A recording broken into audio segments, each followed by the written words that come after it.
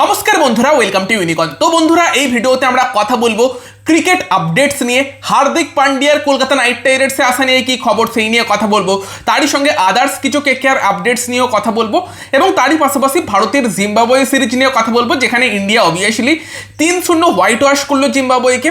এবং এই থার্ড ম্যাচেও কিন্তু আমরা বৈভব সূর্যবংশীর ব্যাট থেকে একটা অসাধারণ ইনিংস দেখলাম।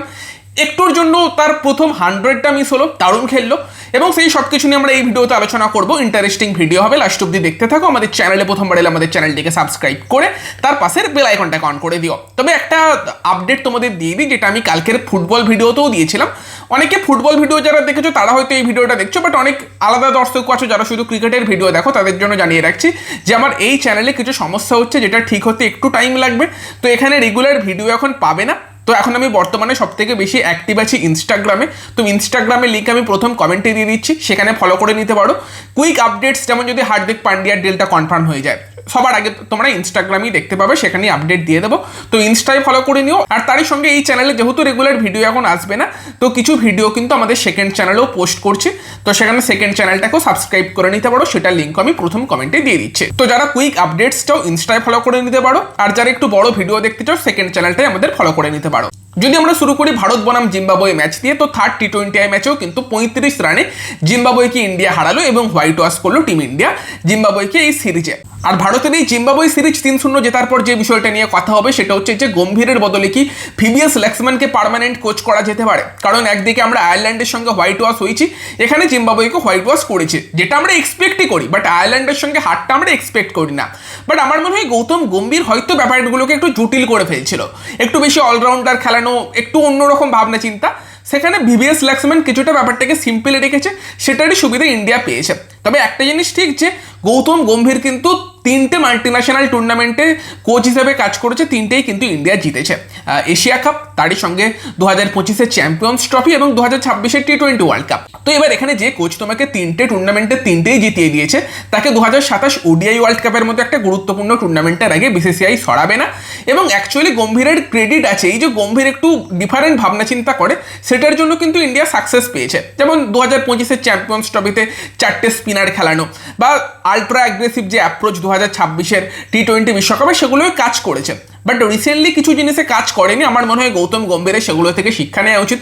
যে হার্দিক পান্ডিয়া, অক্ষর প্যাটেল যে কাজটা করতে পারে, সেটা শিবম দুবে আর ওয়াশিংটন সুন্দরকে দিয়ে হবে না। সেই জায়গাতে যদি একটা কুলদীপের মতো প্লেয়ার খেলে, একটা রিঙ্কুর মতো প্লেয়ার খেলে, তারা মানে প্রপার ব্যাটসম্যান বা প্রপার বোলার খেলালে তারা টিমকে অনেক বেশি হেল্প করতে পারবে। তো এই অলরাউন্ডারদের প্রতি একটু অবসেশন, সেটা হয়তো খুব একটা হেল্প করেনি ভারতকে এই বাইল্যাটারাল সিরিজগুলোয়। পার্সোনালি আমি বাইল্যাটারাল হেরে যেতে রাজি আছি যদি আমি ওয়ার্ল্ড কাপ জিততে পারি, বাট সেখানে গৌতম গম্ভীরকে সেই বিষয়টা ম্যানেজ করতে হবে। এবার ভিভিএস লক্ষ্মণও কিন্তু 2022-এর এশিয়া কাপে ভারতীয় দলের কোচ ছিলেন, সেখানে কিন্তু ভারতীয় দল সাকসেস পায়নি। বাট আমার মনে হয় যদি চেঞ্জ করতে চায়, ভিভিএস লক্ষ্মণকে টেস্ট টিমের কোচ করতে পারে। 2027 ওডিআই ওয়ার্ল্ড কাপ অবধি গম্ভীরই কোচ থাকবে, তাকেই বিসিসিআই রাখবে, কারণ যে সাকসেসটা দিয়েছে সেটার জন্য সেই অবধি হয়তো তাকে রেখে দেবে।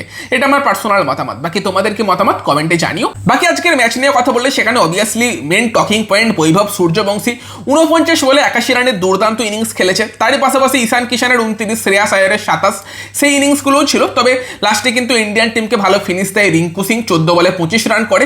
আজকের ম্যাচের সব থেকে বেশি স্ট্রাইক রেটে ব্যাটিং কিন্তু রিঙ্কুই করেছে। তবে সূর্যবংশীর ইনিংসের কথা বললে তার ইনিংসে 8টা 4 ছিল, 4টে 6 ছিল, যেটা ন্যাচারালি আমরা দেখি না। এবং এটা কিন্তু সূর্যবংশীর অনেকটা ভাবনা চিন্তা করে খেলা ইনিংস, মানে শুধুমাত্র স্লক করেনি, পিচটা একটু স্লো সাইডে ছিল, সেটা মাথায় রেখে ভালো ব্যাটিং করেছে, কিন্তু কোয়ালিটি ব্যাটিং করেছে। 17 রানটা পেয়ে গেলে ভালো লাগতো, তবে ঠিক আছে, ভালো ইনিংস কিন্তু সূর্যবংশী খেলেছে। যারা কয়েকটা ম্যাচ থেকেই সূর্যবংশী চলবে না বলছিলে, তাদেরকে কিন্তু এটা একটা জবাব সূর্যবংশী অবশ্যই দিয়েছে। যদিও জিম্বাবুয়ে, বাট জিম্বাবুয়ের কন্ডিশনে জিম্বাবুয়েও কিন্তু কঠিন প্রতিপক্ষ, অতটা সহজ নয়। ভারতীয় বোলারদের কথা বললে অশোক শর্মা ভালো বোলিং করেছে। যেভাবে ঈশান কিষান ক্যাচটা মিস করার পর একদম দুঃখিত লাগছিল তাকে দেখে, আমারই খারাপ লাগছিল। সেকেন্ড স্পেলে যখন এলো আমি ভাবছিলাম একটা উইকেট পেয়ে যাক, আর দেখি প্রথম বলেই উইকেট নিয়ে নিয়েছে। তো 4 ওভারে 20 রান দিয়ে একটা উইকেট অশোক শর্মা নিয়েছে। সাথে মায়াঙ্ক যাদব সব থেকে সাকসেসফুল বোলার এই ম্যাচের। ইয়াশ ঠাকুর একটু এক্সপেন্সিভ গিয়েছে, বাট সেও একাধিক উইকেট পেতে পারতো। ইন্ডিয়ার ফিল্ডিং কিন্তু কিছুটা খারাপ হয়েছে। তো তো সেখানে অবভিয়াসলি শ্রেয়াস আয়ারের নেতৃত্বে কিন্তু সিরিজও জিতল ইন্ডিয়া, হোয়াইট ওয়াশও করলো কিন্তু জিম্বাবুয়েকে।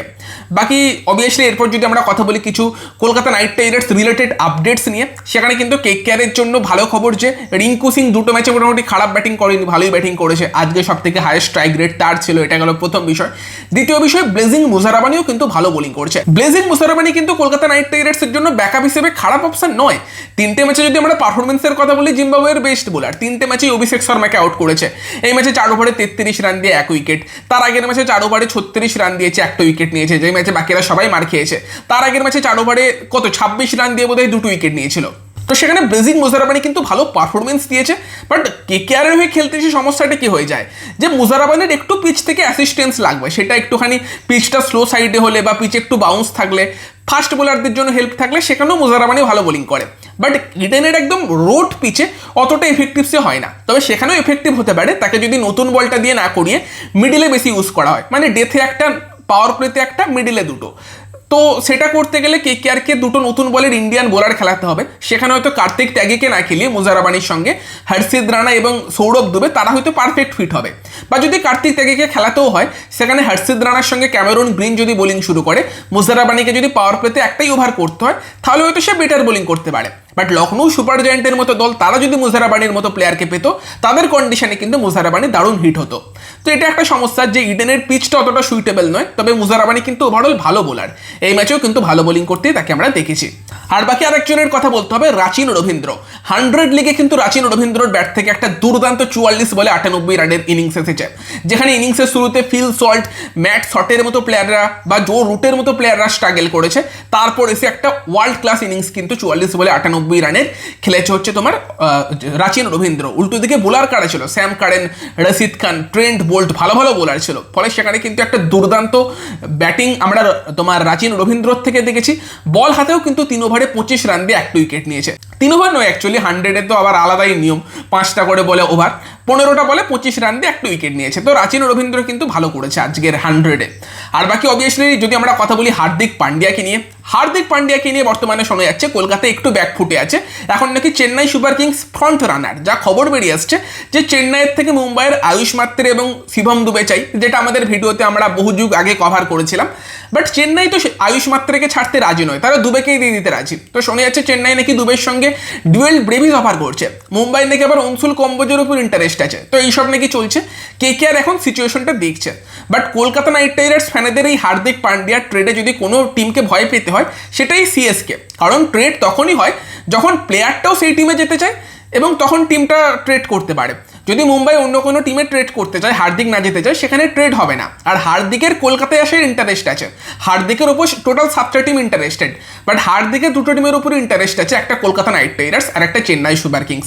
হয়তো সিএসকেতে যাবার ইন্টারেস্ট তার কেকেআরের থেকেও বেশি, কারণ সেখানে মহেন্দ্র সিং ধোনি ফ্যাক্টরটা পাবে এবং সিএসকে ঋতুরাজকে সরিয়ে তাকে ক্যাপ্টেনও করে দিতে পারে। ফলে সেই জায়গাতে সিএসকেই কলকাতা নাইট রাইডার্সের জন্য একটা বড় সমস্যার জায়গা হতে পারে। এবং যদি সিএসকে দুবের মতো প্লেয়ারকে অফার করে, কেকেআরকে তখন ওই টাইপের কোনো অফার মুম্বাইকে দিতে হবে, নয়তো মুম্বাই সিএসকেতে ট্রেড করার জন্যই দেখতে পারে। তো দেখা যাক, আপাতত খুব একটা বেশি মুভমেন্ট হয়েছে বলে শোনা যাচ্ছে না। বাট নিউজ 18 থেকে রিপোর্ট করা হচ্ছে বা আদার্স কিছু সাইট থেকে রিপোর্ট করা হচ্ছে যে এই মুহূর্তে চেন্নাই সুপার কিংস নাকি এগিয়ে আছে। বাট এখন অবধি কোনো কিছু কনফার্ম হয়নি। তো লেটস সি লাস্ট অব্দি কি হয়। তবে এরকমও শুনছি চেন্নাই নাকি হার্দিক পান্ডিয়ার জন্য শিবম দুবে, ডুয়েল ব্রেভিস এবং 10 কোটি টাকা অফার করতে চলেছে। 10 কোটি টাকা আম্বানিকেই লোভ দেখাচ্ছে, মানে কি অবস্থা, এটা কেমন কথা? আম্বানিকে 10 কোটি টাকা দিয়ে আম্বানির কি হবে? মানে এমন তো নয় যে ওই টাকাটা মুম্বাইয়ের পার্সে অ্যাড হবে, কারণ পার্সে তখনই অ্যাড হয় যদি কোনো প্লেয়ার নিজের দাম কমিয়ে সেই টিমে যায়। সেটা দুবে বা আয়ুষ মাত্রে বা অংশুল কম্বোজ বা ব্রেভিস যেই যাক না কেন, তারা দাম কমাবে না, কারণ অত বেশি টাকাও তারা পায় না ঋষভ পন্থের মতো। ঋষভ পন্থ নিজের দাম কমিয়ে গিয়েছে। তো এই 10 কোটি টাকার রিপোর্টটা কোত্থেকে আসছে? আম্বানিকে 10 কোটি টাকা দিয়ে কি হবে সেটা আমি বুঝলাম না। বাকি তোমরা তোমাদের মতামত জানিও। ভিডিওটা ভালো লাগলে ভিডিওটাকে লাইক করে দিও, শেয়ার করে দিও। আমাদের চ্যানেলে প্রথমবার এলে আমাদের চ্যানেলটিকে সাবস্ক্রাইব করে তার পাশের বেল আইকনটাকে অন করে দিও। তো চলো গাইস, এই ভিডিওতে এই পর্যন্তই। Bye bye.